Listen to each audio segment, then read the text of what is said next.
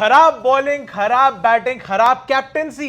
भैया world cup से पहले क्या हो गया हार्दिक पांड्या को? कुछ मुझे लग रहा है नजर लग गई है। नजर लग गई है? नजर लग गई है। मुझे लगता है मुंबई की कैप्टेंसी लग गई है। कैप्टेंसी बहुत जोर से लगी है हार्दिक पांड्या को, क्योंकि कुछ भी नहीं कर पा रहा है यार ये इंसान। मतलब ना इनसे बैटिंग अच्छे से हो पा रही है, ना बॉलिंग हो पा रही है, ना फील्डिंग हो पा रही है, ना कैप्टेंसी हो पा रही है। राजस्थान जैसी टीम से 9 विकेट से हारे हैं मुंबई वाले। यार इतनी गंदी हार तो यार हमने आज तक नहीं देखी। दिल्ली वाले भी नहीं हारे इतना गंदा तो। आरसीबी वाले नहीं हारे इतना गंदा तो। बताओ यार। मुंबई है भाई यहाँ पे। मतलब आप मेंटोर लिस्ट में देखो जरा नाम कौन कौन से हैं। आपके पास मलिंगा साहब आ जाते हैं, आपके पास कायरन पोलार्ड आ जाते हैं, आपके पास मेंटोर की तरह सचिन तेंदुलकर आ जाते हैं। बीच में एक है, मतलब ठीक है वो पूरे वो होता है ना बास्केट के अंदर एक गंदा सेव होता है, पूरी बास्केट गंदी कर देता है, बाउचर।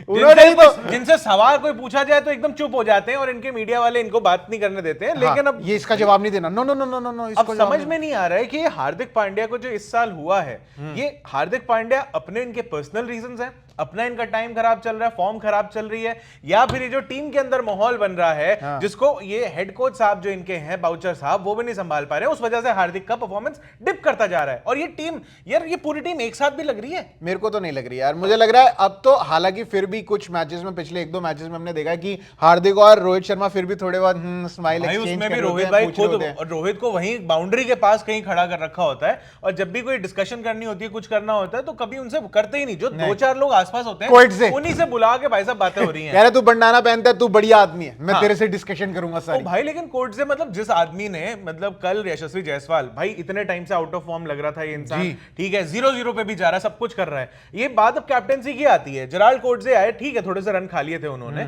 लेकिन भाई 18-16 जो भी खाए थे, लेकिन उस टाइम पे वो भाई लकी शॉट्स भी तो निकले थे।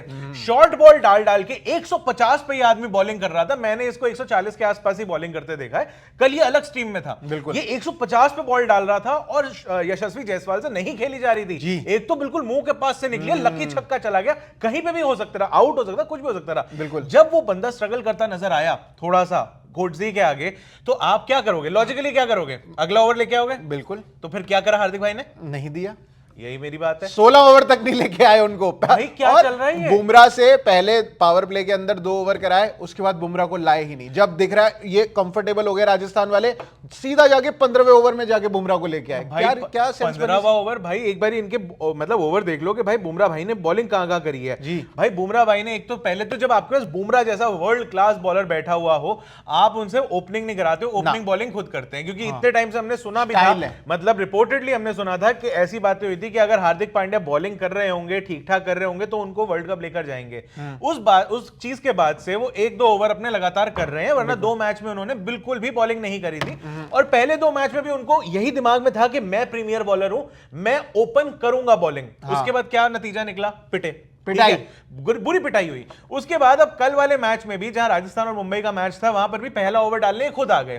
पता नहीं कौन सी इनके अंदर वो है कि आई लीड फ्रॉम द फ्रंट। नहीं भाई, तुम्हारे पास अच्छे लोग हैं, जसप्रीत बुमराह जैसा बॉलर है, उससे ओपन कराओ ना भाई, नहीं खेले जाते लोग यार, कैप्टन है। उसके बाद भाई बुमराह को दूसरा ओवर कराया, फिर बुमराह से 5वां ओवर कराया, फिर बुमराह साहब को लेके आए 15वां ओवर, और फिर 17वां ओवर उनसे कराया है। बिल्कुल ठीक है जी। अब इसके बीच में आप खुद देख लो कि किस तरीके से बुमराह के स्पेल्स निकाले हैं। मतलब आपने 3 स्पेल के अंदर 4 ओवर पूरे करवाए हैं, वो भी तब जब पावर प्ले में आप उनकी, मतलब किसी भी टीम की आप कमर तोड़ सकते हैं 2-3 ओवर लगातार करा के। नहीं, हम कराएंगे, हमारा टारगेट ही नहीं है। टारगेट हमें कराना ही नहीं है। और ये तो चलो कैप्टेंसी हो गई। अब कैप्टेंसी मान लो चलो आपसे थोड़ी बहुत खराब हो रही है, लेकिन स्टिल कल के मैच में इनकी टीम ने जो एक ऐसा पार स्कोर था 170 रन का, वो पार करके 169 रन बना दिए थे। 180 का टारगेट दिया था, तो मुझे लग रहा है पांड्या को लग रहा था भाई अब हमने 180 बना दिया, अब तो हम बहुत कंफर्टेबल हो गए हैं। नहीं, बाद में तो बोला ना कि भाई मैं तो 180 भी एक्सपेक्ट नहीं कर रहा था, और ये तो जब 10 बॉलों पे 10 रन मारोगे तो यही होगा ना।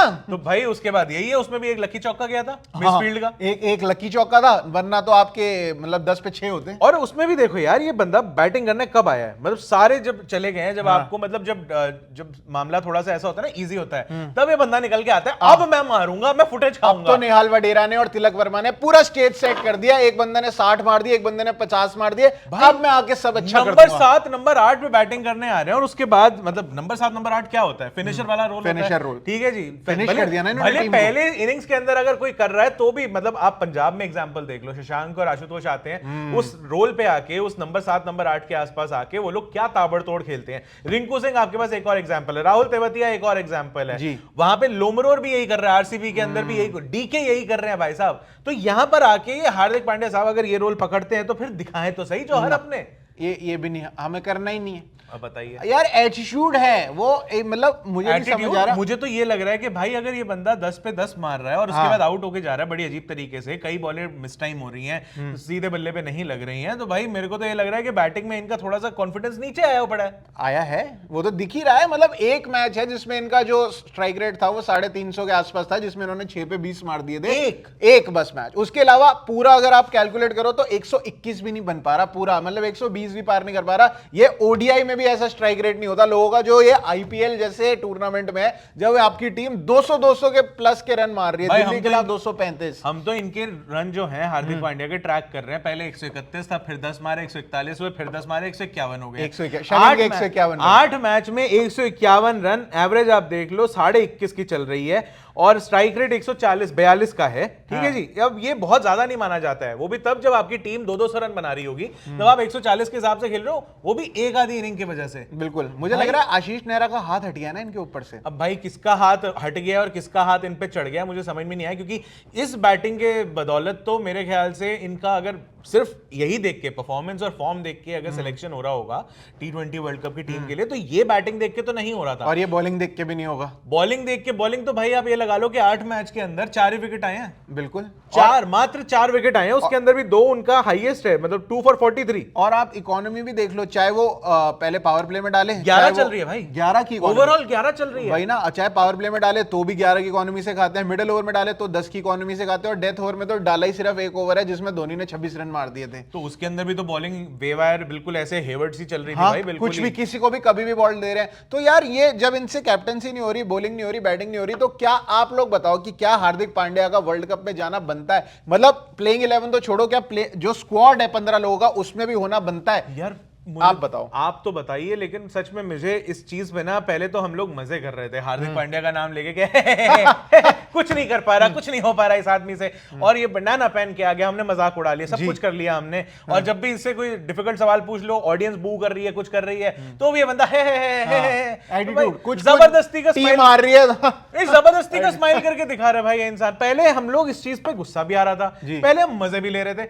अब यार बुरा लग रहा है, अब इस चीज के लिए बुरा लग रहा है कि भाई इस आदमी को हो क्या गया है। ये इंडिया के लिए बहुत अच्छा लग रहा है, जब वर्ल्ड कप में भी था, इंजर्ड होने से पहले बहुत अच्छी फॉर्म में ये इंसान चल रहा था, बॉलिंग अच्छी चल रही थी, फील्डिंग में कमिटमेंट था। वो जो इंजरी हुई थी वो भी अपनी मतलब अपनी बॉलिंग पे फील्डिंग करते करते के कमिटमेंट की वजह से ही हुई थी, बड़ी ऑकवर्ड इंजरी थी, रैंडम इंजरी थी, लेकिन वो तभी हुई थी जब कमिटमेंट 100% था।